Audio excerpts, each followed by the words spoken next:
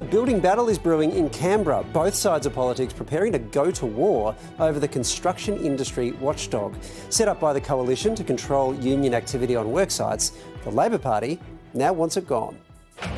Catastrophe. Chaos, lawlessness, wrecking the construction industry. Why? We all know why. They are beholden to the CFMMEU. Or common sense. Ridiculous rules, wasting taxpayers' money. Singled out, not fair. The government's move to strip the controversial construction industry watchdog of its powers, sparking heated debate today. This is a body which was very politically driven. You have an ideological hatred of good behaviour in the building industry. Focused on, whether or not people were wearing particular stickers. This is not about stickers on helmets. It's a fight that's been raging for more than a decade. John Howard creating the Australian Building and Construction Commission in 2005 before Julia Gillard scrapped it in 2012.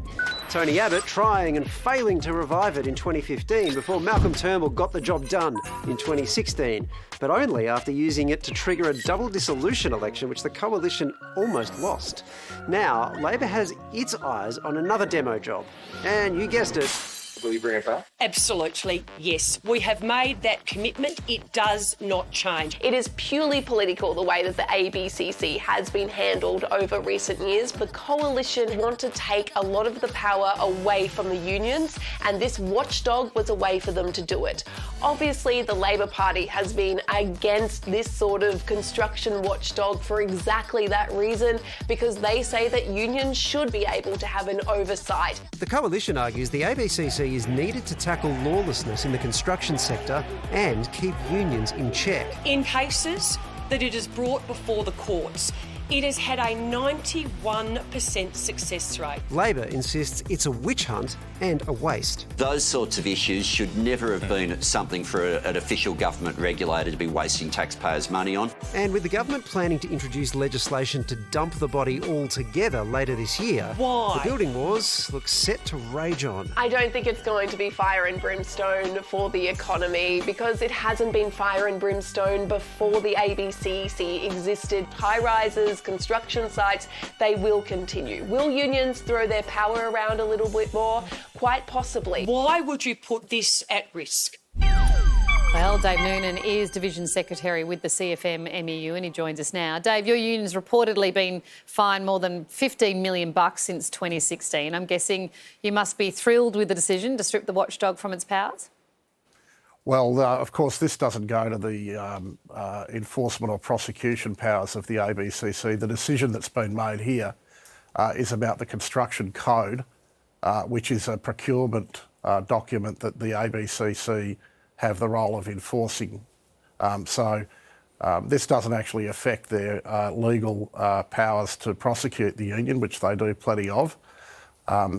There is, of course, a commitment from the ALP to, which was a pre-election commitment, to abolish the ABCC, and we would expect that would come before the Parliament for debate sometime in the future. And clearly you'd support the abolition of that commission. I suppose its defenders would say, though, that it prosecutes some important things. So earlier this month, your union was fined $840,000 for coercive action at Brisbane construction sites. Are those sorts of prosecutions in the public interest? Oh, well, I think that we're having a look at that for a potential appeal, so I won't comment on it too much. But I will say this, the penalties of $840,000, we had one for $900,000 recently for a 2-hour protest at a workplace in Sydney, a peaceful protest. We were fined $900,000. To put this into context, Janelle and the contractor responsible for the appalling safety that led to the death of an 18-year-old apprentice were fined $900,000 up in the same city of Sydney a couple of years ago.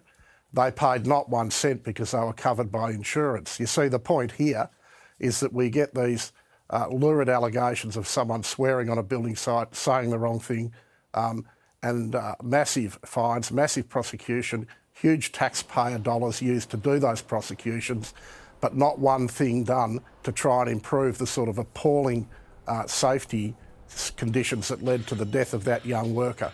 and the crippling of another worker, I might say. So if anyone thinks that's comparable, well, I beg to disagree, but I don't think reasonable people would. But they don't and have that's to be, the real situation in the building industry today. I see your point, Dave, but they don't actually have to be comparable. They can be treated in separate ways, right? Like, so if the builder is negligent in that situation, then that could be its own civil suit, and any fine or damages that be paid would probably be in the hundreds of thousands, millions of dollars if you're talking seriously about something like that. Isn't that a separate issue? Its own little civil suit. We're talking about the death of a young man, Waleed. I don't know what world you live in, but Dave, the world I sorry. live in... No, I'm sorry. Just, but I appreciate the point. I appreciate the point you're making. I appreciate the point you're making. The world I live in and our members live in is that there are serious safety hazards, the most appalling safety circumstances, and I don't think it's appropriate to diminish it by calling it a little civil suit. No, I didn't say... This is the WorkSafe prosecutor. Sorry, you're verbling me there. I'm not saying it's a little civil... I'm happy to replay the tape. OK, yeah, sure. I'm not saying it's a little civil suit, it doesn't matter. I'm saying if you want to compare the way in which these things might result ultimately in fines, my only point is they have different mechanisms that would result in different sorts of fines. And to say they're comparable, well, they may not be comparable. And the mechanisms that we have might deal with them in ways that mean they are definitely not comparable. But that's a different thing to the point you're making. That doesn't mean... No, that's actually precisely the point I'm making, Waleed. I accept your analysis that they are different courses of action, they are different laws, they are different... And the reason they're different laws is because there's no principle of comparability that's being brought to bear in the implementation of the law in the building industry. Serious safety breaches go unpunished, wage theft goes unpunished by a regulator which was set up under John Howard and kept by successive governments purely to try and take away workers' rights to have a strong and effective union. And we are a union that stands up for our members. We make no apology for that. And sometimes we get it wrong. But we're the only people that are in there trying, mate, because let me tell you, the ABCC is not when it comes to looking after workers. Can we talk costs for a moment? The master builders obviously, predictably, don't want this, would not like this to happen, the ABCC to be abolished. They say costs are going to go up by about 30%. They predicted a $37 billion hit to the industry between now and 2030, at a time when costs are already out of control because of inflation. That's the worst thing to happen for your workers because they're going to lose jobs, aren't they? Well, it might be if it was true. These reports are simply produced by the big four accounting firms and by econometric modellers to order. You know yourself as an experienced journo, Steve, every time someone wants to make a political point, a lobbyist, a union, an advocacy group, a political party, they go off and get an econometric modeller to come up with some magic. Usually they bear no relationship to reality, and I invite you to interrogate this report closely because it has got about as much fact in it as Harry Potter. Dave, thanks very much for your time tonight. Thanks.